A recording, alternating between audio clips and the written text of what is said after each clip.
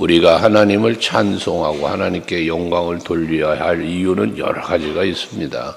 여러 가지가 있는데 크게 두 가지를 우리가 말하는데, 하나는 창조주 하나님, 창조주에는 섭리하시는 하나님이 같이 함께 계신 하나님이고, 만물을 지으신 창조주이기에 피조물 된 우리는 마땅히 하나님께 찬송하며 감사해야 될 것이죠. 또 하나는 우리의 구원입니다. 우리가 죄로 인하여 허물로 인하여 죽어있던 우리들이지만 예수 그리스도께서 십자가에 피 흘려 죽으심의 은혜로 우린 다시 산자가 되었다. 이 거듭남을 이야기하는데, 두 가지 의미에서 우리는 크게 소소하게 말하려면 수도 없고요. 크게 이 두 가지 차원에서 우리는 기도해야 됩니다. 물론 구원 속엔 하나님의 나라까지 이어지는 더 엄청난 소망의 은혜를 주신 거고요.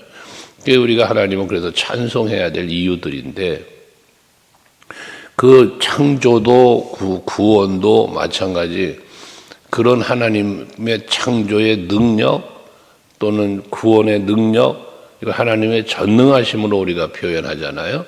신앙고백의 제1번 전능하사, 천지를 만드신 하나님 아버지를 내가 믿는다는 거예요. 그게 전능하심을 말합니다.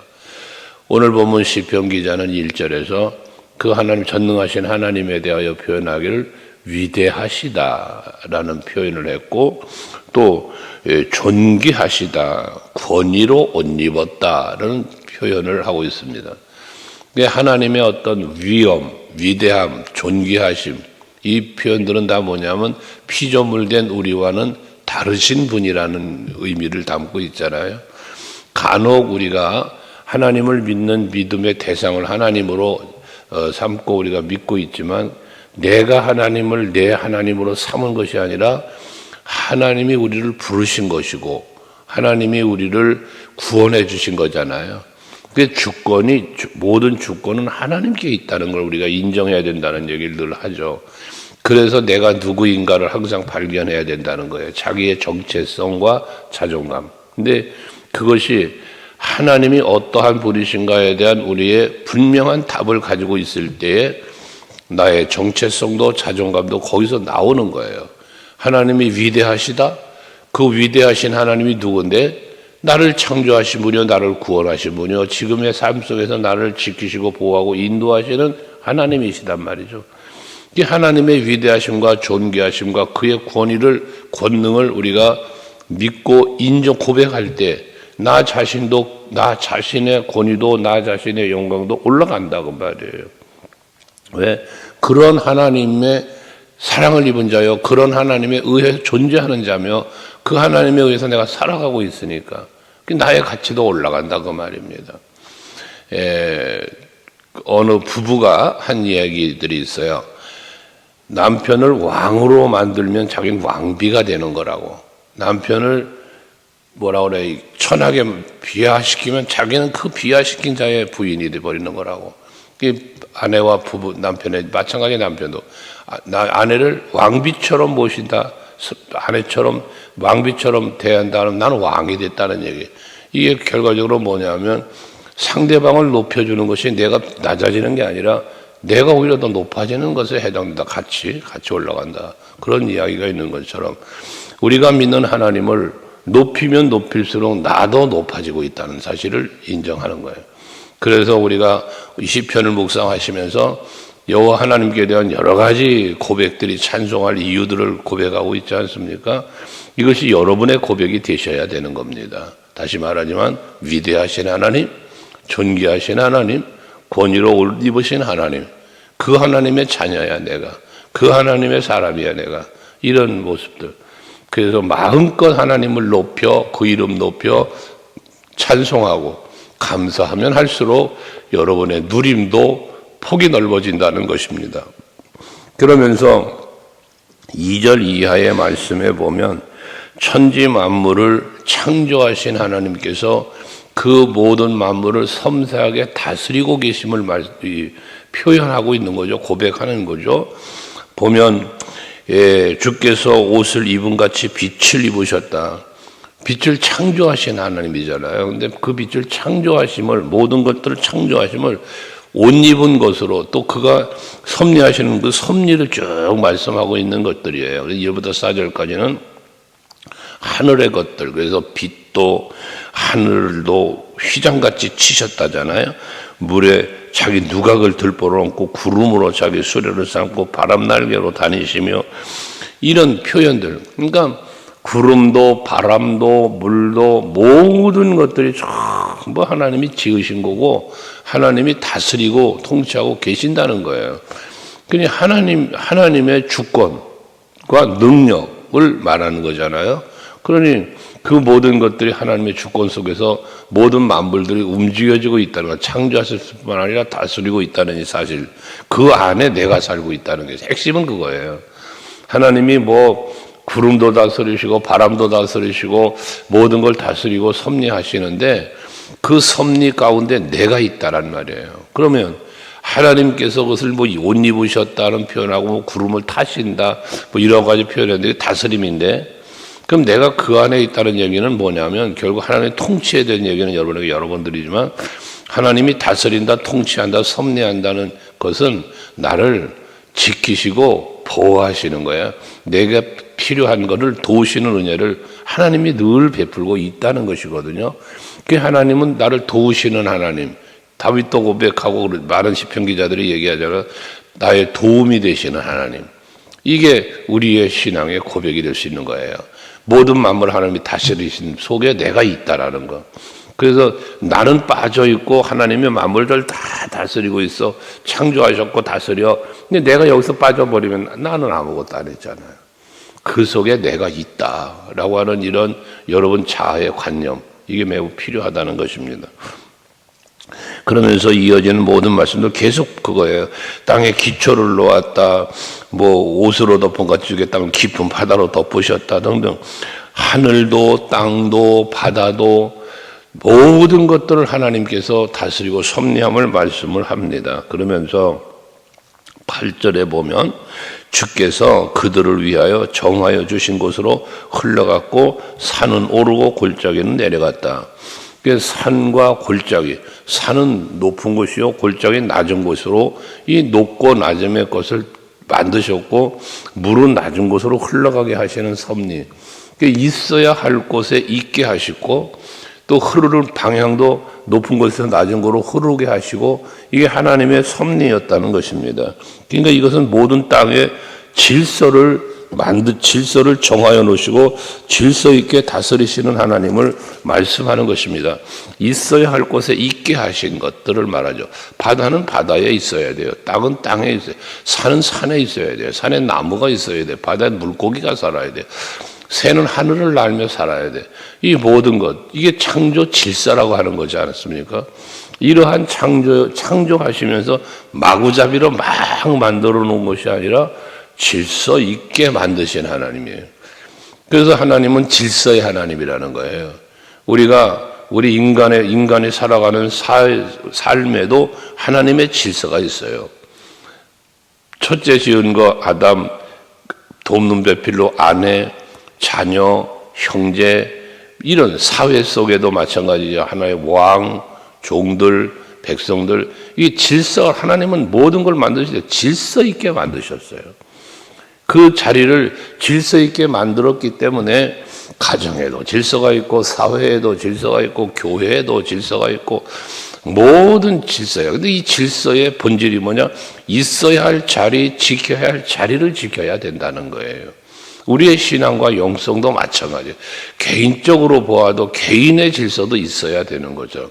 그건 뭡니까? 내 삶의 우선순위가 하나님께로여야 된다. 이게 우리 개인적인 영성, 삶의 질서인 거예요. 너희는 먹든지 마시든지 무엇을 하든지 하나님 영광을 위해서 해라. 너희는 먼저 그의 나라와 의를 구해라. 삶의 우선순위예요.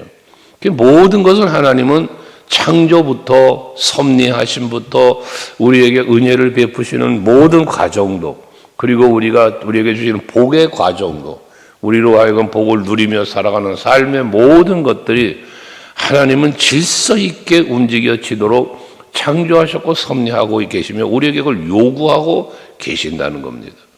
그러니 이런 존귀하시고 위대하시고 위엄이 있으신 그 하나님이 명하셨고 섭리하셨고 우리에게 요구하시는 이 질서적인 의미를 우리는 바르게 알고, 그러니까 오늘도 그냥 사는 게 아니에요, 여러분. 하루하루 사는 게 그냥 사는 게 아니에요. 되는 대로 사는 게 아니에요. 그냥 눈 떴으니까 시작하고, 뭐 내가 할 일 생각하고 이런 게 아니고요.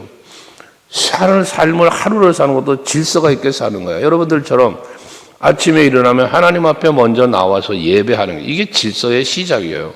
그런 것처럼 아침 시간이 되면 아침 식사를 하든지 무슨 뭐 기도를 하고 성경 읽든지 아니면 또는 무슨 회사를 출근한다든지 이게 하나의 질서 속에 살아가고 있는 거예요. 근데 우리는 사회 질서를만 찾을 게 아니라 하나님 앞에 내 삶의 질서를 지켜가야 된다는 거예요. 그래서 로마서 12장 1절 2절도 말씀하는 것처럼 우리는 언제나 항상 하나님을 인식하며 살아야 돼요. 하나님의 창조 섭리 속에 내가 존재하고 섭리하심 속에 거하며 하나님이 요구하시는 대로의 삶을 내가 살아야 된다라는 이 원칙을 가지고 여러분들이 사셔야 된다는 겁니다.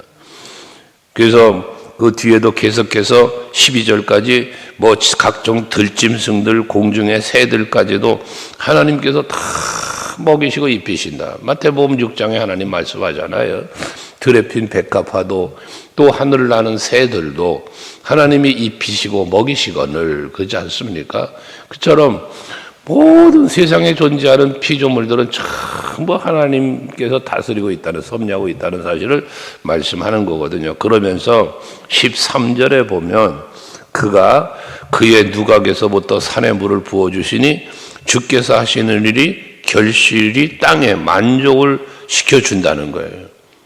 이게 뭔 얘기냐면 하나님이 하늘에서 비를 내리셔서 그 내리시는 비로 말미암아 모든 곡식들이 열매를 맺는다는 거예요. 과실들이 열매를 맺게 된다는 것이거든요.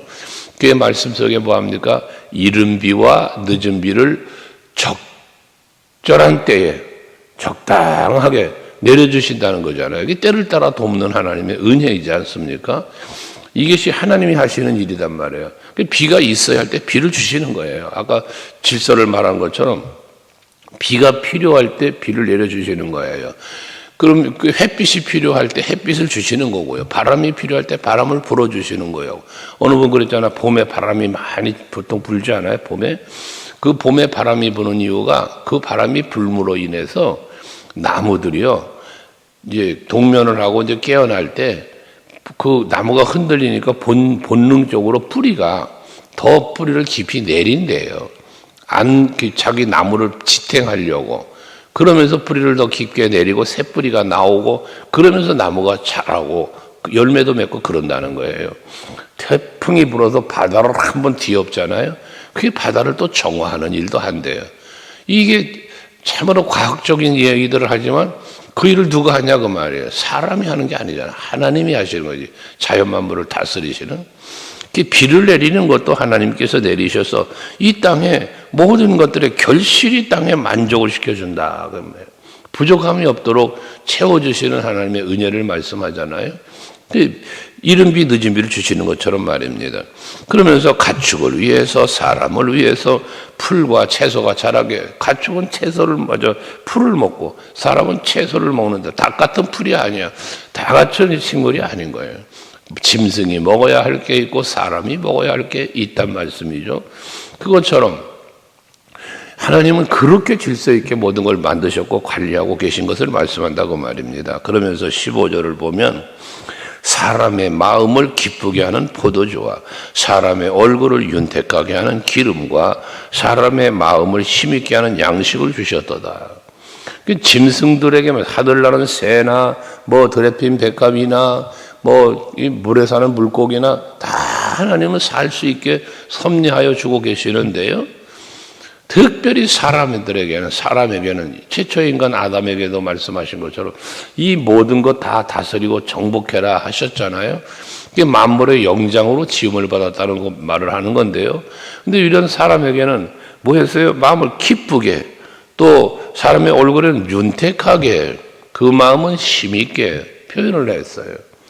기쁘게, 윤택하게, 힘있게 라는 표현을 했단 말이에요. 그러면 이 말씀처럼 내가 기쁜 것도 하나님이 주시는 거예요. 내가 얼굴이 윤택했다는 거는 뭐 얼굴이 기름기 흐르는 기름으로 윤택하겠다지만 얼굴에 기름기 흘린다는 의미보다 여기다 마음, 얼굴, 또 마음, 힘 얘기하는데 하나님의 은혜로 내가 누리는 누림의 마음이에요. 내 마음의 평강이, 즐거움이, 행복이, 기쁨이 모든 것이 다 하나님이 주시는 마음이라는 것이죠. 그래서 예수님 덕분에 행복해 지나치자는 거 아닙니까? 오늘도 여러분들이 하나님이 베푸시는 이 섭리 속에서 하나님이 공급해 주시는 은혜로 베풀어 주시는 그 기쁨, 그 평안, 그 행복이 여러분의 누림이 될 수 있길 축원합니다. 그러면서 그렇게 하나님께서는 처음부터 한 번에도 주셨다는 거예요. 주셨다. 하나님이 우리에게 주셨다. 그 하나님은 주시는데 하나님 주시는 하나님의 그 평강을, 그 은혜를, 그 복을 우리는 받아야 될 것 아니겠어요? 아무리 부어주셔도 내가 그것을 받지 못하면 아무런 의미가 없잖아요. 그런 것처럼. 그럼 받는 게 뭐냐? 이게 믿음이에요, 여러분. 믿음. 하나님이 주시는 말씀, 하나님이 주신 말씀을 아멘으로 받는다는 것처럼 모든 삶의 환경 속에 그 하나님이 이루어가신 섭리하심을 내가 발견하고, 하나님이 하셨구나.